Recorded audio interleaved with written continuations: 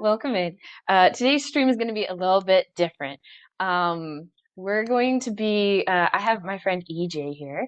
I absolutely love them, and we're super excited to be doing this more podcast style. Well, it is a podcast. We just happen to be streaming it on Twitch. So we're doing a little bit of a dual stream, dual situation that we've got going on here. So hi, my name is Stacy, the linguist, and y'all know me already. And this is Authentically EJ. Hi, EJ. What's going on? Hey, yeah, I haven't ever been on Twitch before, but I'm super excited about this. I asked Stacy if she wanted to do a podcast with me on language because we're both really into language stuff. And yeah, I'm super excited to be here. Yeah, so maybe to give everyone a little bit of context, EJ and we've known each other for 6 years now. I think it's coming up on 6 years. And we met each other through capoeira. We both do the martial arts thing, and we found out that EJ had gotten their bachelor's degree in linguistics, right? And was also getting my bachelor's degree in linguistics, and we were like, oh my God, we're like the same. And our paths took us a little bit in different directions. EJ, you went and got your master's degree in world languages. Yes, I did. Yeah. And then I went to get my master's degree in linguistics, and now I'm getting my PhD in linguistics. And EJ, can you tell everyone kind of what you're doing right now? So right now I actually work as a software engineer, so I don't do a lot with my linguistics. When I was doing my bachelor's degree, I did a minor in computer science. Hmm. And so at my job as a software engineer, I have helped with internationalization. So there was a little bit of crossover there. I do help when people have questions about internationalization and how to put the words that are in the product into our translation files properly and accommodate for differences between languages. But yeah, for the most part, my experience in the actual workplace is more in software, but I absolutely love language. So yeah, that's just a little bit of background about both of us. So if you do have like questions about like computational stuff, we are going to like talk about computational stuff in the future and about like the future of language and tech and stuff. And EJ is going to be our go-to person for talking about that because they have experience in the field. And so it's going to be super fun. But today we're going to talk about a little bit of a different topic, a little more of a hot topic, one could say. Uh, we're going to talk about the difference between linguists and polyglots. Am I right? Yeah. Yeah. So I'm super excited. I think this is a very interesting subject. Do we want to like start off maybe what do you think of when you think of a polyglot or a linguist? Yeah, I mean, we can just dive into it. Everybody who's on my Twitch knows that I have an ongoing message that will kind of like explain the difference between linguists and polyglots. For me, whenever the subject gets brought up, it's a little bit of a sore spot because I'm one of the linguists in the world that is not a polyglot. There is like an intersection. There's like a Venn diagram where you have like linguists and you have polyglots, and then you have this intersection where both a linguist and a polyglot speak multiple languages. Um, but I'm one of the linguists that very much does not. I like can barely speak French on a good day and like a tiny bit of Portuguese. And EJ knows that it's like the most random ass Portuguese. Like it's about fish in the sea and stars in the sky and not like, hi, my name is and can I use like where's the bathroom? It's a beautifully poetic Portuguese, It's a is what beautiful it is. poetic Portuguese. Yeah, it's just very niche. And so for me, it's like the difference between linguists and polyglots is always like, well, I would love to be a polyglot, but I am alas not. And it's one of those things where everybody kind of assumes that because you're a linguist, you're a polyglot, and you always have to explain, no, that's not the case. Linguists and polyglots are two different things, where polyglots are more like hobbyists and linguists are, like scientists. Right. Definitely. Yeah, I kind of came at that from the other direction because Hmm. I grew up moving overseas. My dad's a diplomat, so I moved to a different country like every 2 years and had to always be learning a new language and actually speaking in the language. And learning languages and becoming a polyglot was what triggered my interest in linguistics. So like there definitely is a lot of maybe similar motivation between the two. And I think Hmm. being a linguist can help you be a better polyglot, and being a polyglot can definitely help you be a linguist, but they are very different. Yeah, they are very different. And to be fair, a lot of people come into the field of linguistics kind of like EJ has, like a lot like you have, where, they learn a language or two and they're like, language is like super fascinating. I want to know more about it. And so you go in like looking to learn more about language itself. Maybe let's talk about a little bit about what it actually means to be a polyglot, unless in case people aren't super familiar with what that actually is. Yeah, yeah. Since you have a little bit more experience in that realm, would you want to like take it away and tell us what it means to be a polyglot from your side of things? Yeah, so generally you know that there's people who are native speakers of a single language, then you have people who learn a second language that are generally referred to as bilingual. And then when you get into multiple languages, that's when people start referring to themselves as polyglots. But in my opinion, one of the interesting things about that is that people view knowing a language and being fluent in a language very differently from each other. So Hmm. you'll see this a lot in language learning app ads where it's like be speaking Spanish in 2 weeks using our app. Hmm. And so like some people consider themselves fluent or a polyglot when they can like say hi and introduce themselves in multiple languages, versus for some people it's like I need to be able to work and talk about every aspect of my life to consider myself fluent. But I think Yeah. I mean, I think that's a topic that we could probably touch on in another episode is is when do you consider yourself fluent? Because even like within the realm of linguistics, trying to like when you're analyzing data, especially about people who are multilingual, and you ask people what their level of fluency is, everyone has a different gauge for that. And so like lines like that are super hazy and like super messy, so that's definitely something that we could talk about another time. But yeah, like being a polyglot means a lot of different things to a lot of different people, just depending on like your your view of fluency and stuff. right, but fundamentally it is Hmm. being able to speak and be competent in multiple languages. Absolutely, absolutely. Which is, a pretty big difference from a linguist, which, is far more of like a scientific definition, where a linguist is a person who studies language with a capital L, as we like to say, where you're not just studying any one particular language or languages, you're looking at the fundamentals of human speech and like language production as is. And so the little nuances of like, oh, French does this or Arabic does that isn't really like the goal of linguistics. The goal of like being a linguist is understanding those commonalities that run throughout all human language and how we can explain those rather than just being fluent or competent in multiple languages. Right. And so explaining that to people kind of messes with their brain a little bit. Right. And when you are talking about, the phonetics, the syntax, all of those technical aspects of linguistics, it's definitely still useful to bring in those examples Hmm. from lots of different languages, but you could technically abstract it out and Hmm. just say like theoretically, languages go subject, verb, object, or they switch those around and you could have varying syntax. And you could talk about linguistics without referring to any specific language. Absolutely.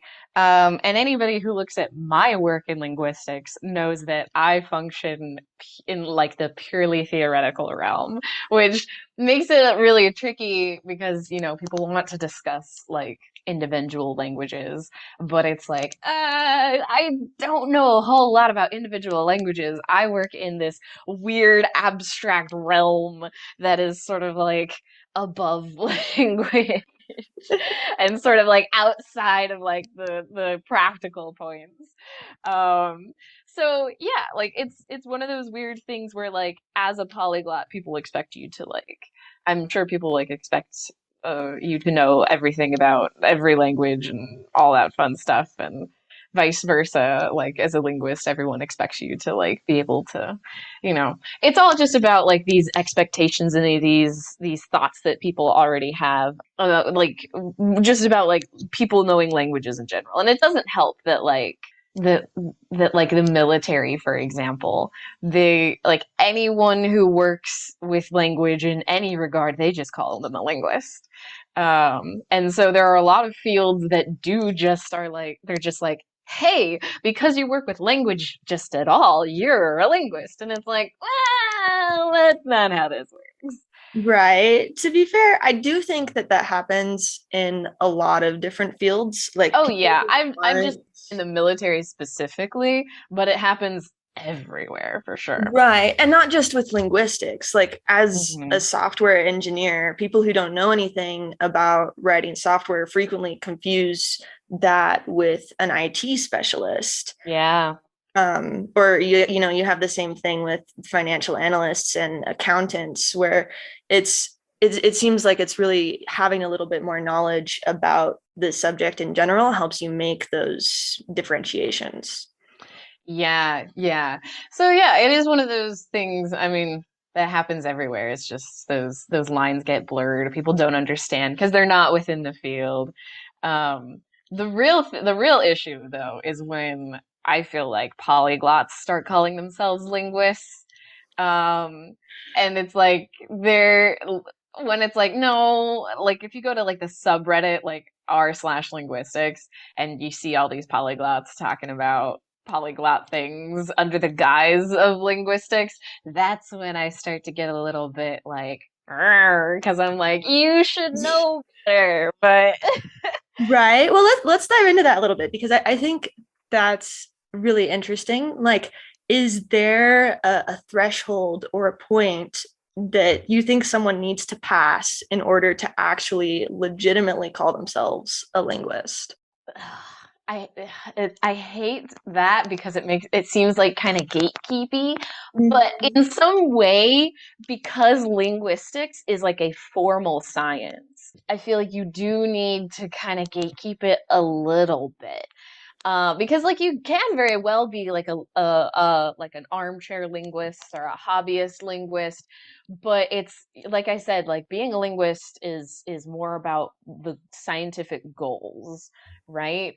And so to just call yourself a linguist when you're really a polyglot, it kind of like disrespects the science a little bit and it like perpetuates, at least in my opinion, it kind of perpetuates some of those some of those views that maybe aren't super correct about the difference between linguists and polyglots. And so like ultimately it just kind of depends on a person's goals, right? And how and if they understand what linguistics really is. Like if you're a polyglot who understands that linguistics is about studying capital L language, then by all means call yourself a linguist. Um, but if you're just a polyglot who doesn't maybe understand, then it's like, well, maybe you need a touch more education before you can call yourself a linguist.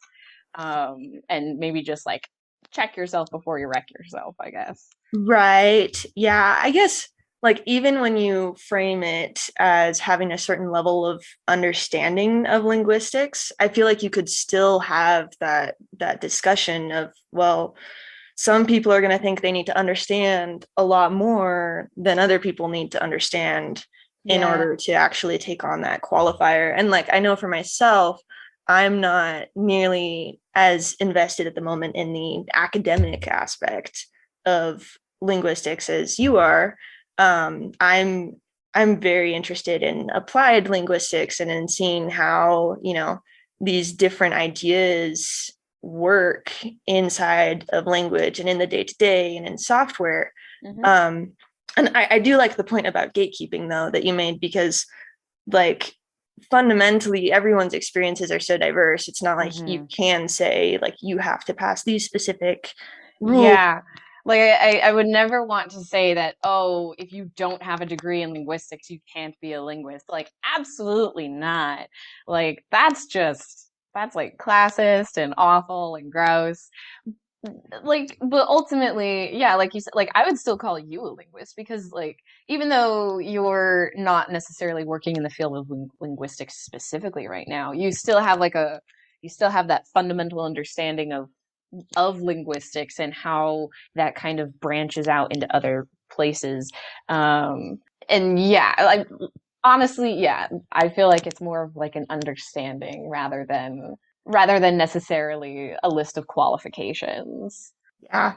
And maybe, like, part of that understanding is just, asking questions Hmm. about, like, the linguistic aspects of language. Yeah, it's having the mindset of a linguist, which is less of like French does this and Arabic does that and Portuguese does this, and more of like, isn't it kind of interesting that all language kind of has this baseline structure where we have to have a subject, a verb, and an object? Like even that like observation is of a linguistic mentality of and so, like, if someone is kind of conceptualizing or thinking about things in that perspective, they're thinking like a linguist. At that point, they are a linguist. Um, and so it's more of like finding those commonalities than, in like, than rather than reveling in the differences. And I think that is again kind of the biggest difference between linguists and polyglots is how you're seeing the similarities and the differences cross linguistically, like between languages. Yeah, it really is, I feel like, a matter of perspective.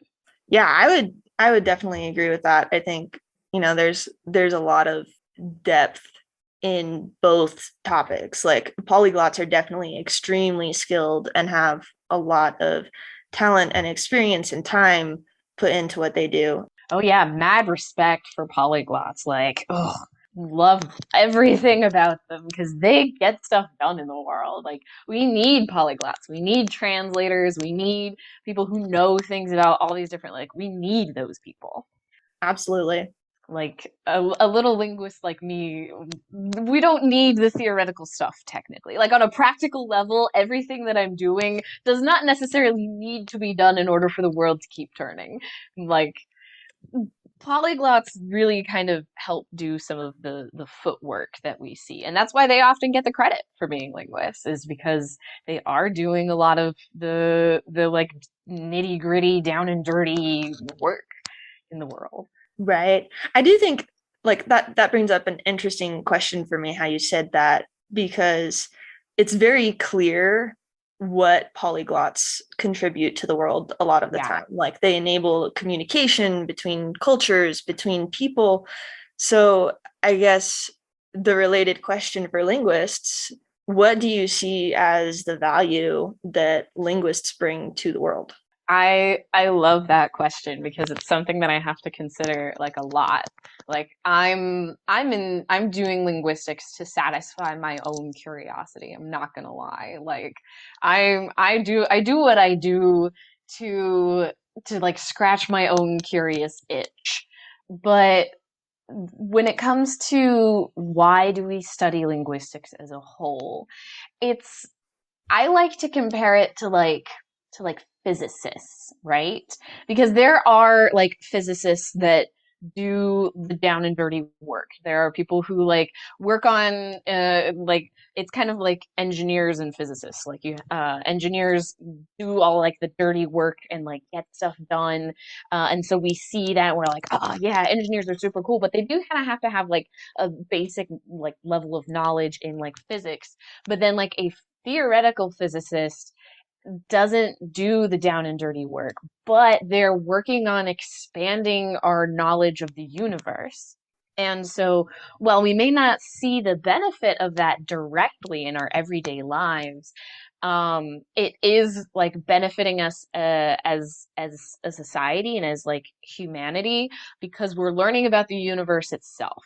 And so I like to say that linguists, specifically like theoretical linguists, do the same thing, except we're not necessarily learning about the universe. We're learning about ourselves and what it is to be human, because I personally believe that language is the thing that makes us human. It is that unique, distinct thing that separates us from everybody else. You know, the only reason we've created civilizations, the reason that Rome rose and fell is because of language. And so without it, we wouldn't be where we're at. And we still don't understand why we do that.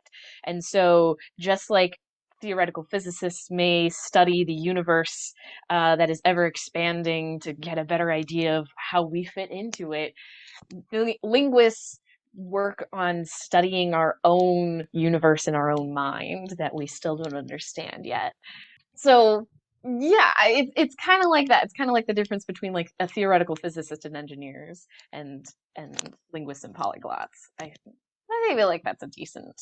Yeah, I really like that description. I think you brought up some really good points. Personally, when I'm thinking about the value of linguistics, I also think of like more specific situations where I've Hmm. actually seen the impact of how, theoretical linguistics and what we learn from that field can actually be applied into, other fields. So, for example, one Yeah. of my professors, when I was getting my bachelor's in linguistics, was occasionally called into courtrooms because he knew enough about language and how it worked that he was able to analyze different texts and say, yeah, this person is saying that they didn't write this thing, but they actually did. And I can point Hmm. out these idiosyncrasies in the text and the way that they use language that is very specific to them. And so Hmm. this professor was able to actually help out in courtroom cases because of his knowledge of linguistics, or like hopefully this theoretical knowledge is actually impacting things like policy and laws. Like Yeah. there's so many cases where language becomes a legal issue. Yeah. Oh, it's a big thing.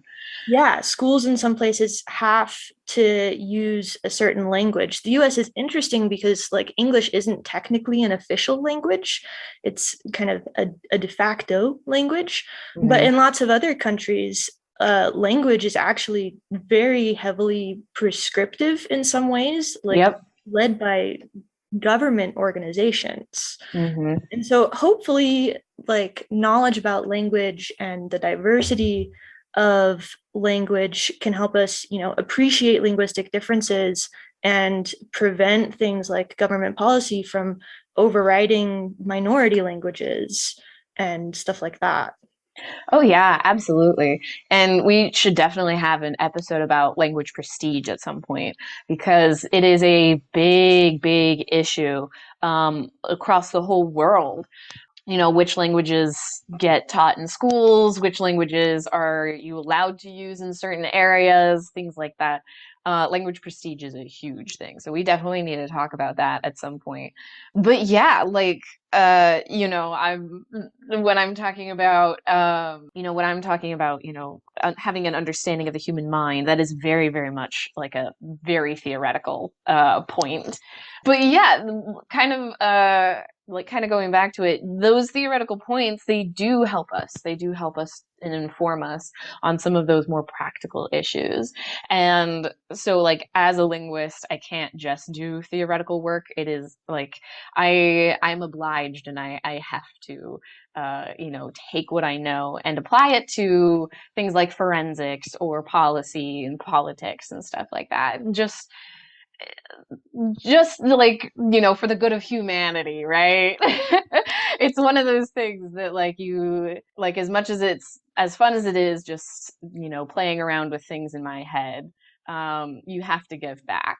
and finding those practical applications and engaging in those topics are super important for any sort of linguist, even if you're like a purely theoretical linguist, like I am sometimes.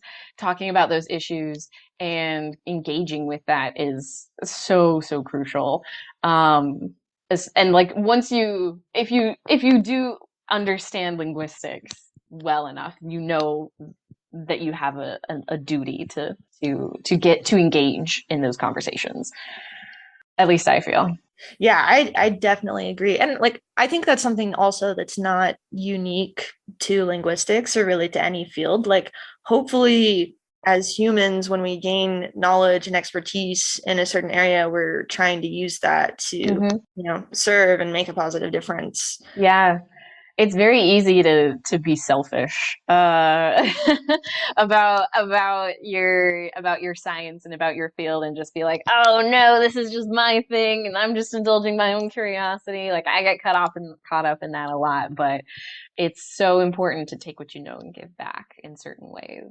And however you can do that, like I've been looking for different ways to engage with some of those bigger issues in linguistics, those more practical issues in linguistics, rather than just sitting in my armchair and postulating about different modeling theories and stuff.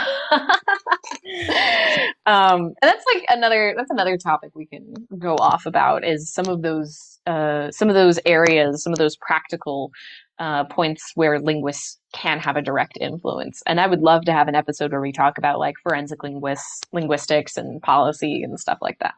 Yeah, I think that would definitely be fantastic. We could definitely dive really deep into that topic. Mm-hmm.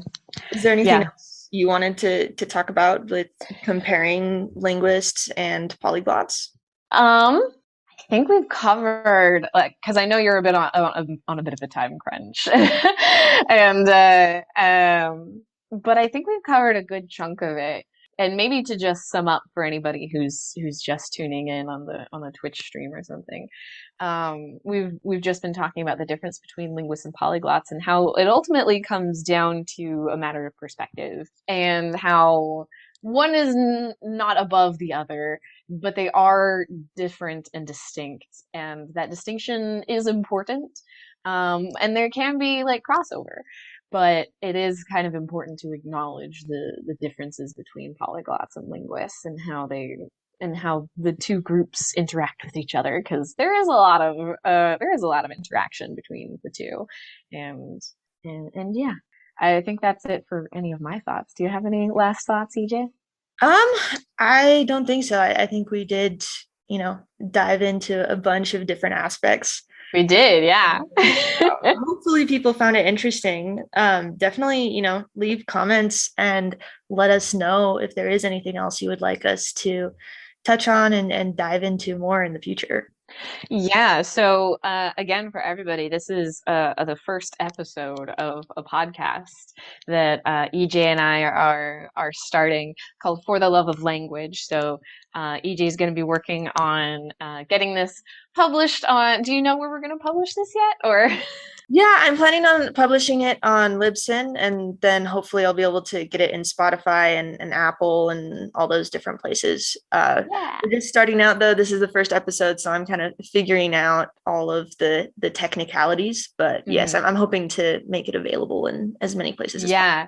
So this will be available outside of Twitch. So if anybody is curious or wants to listen back, we are going to have this published, and we are going to be doing this in the future as well.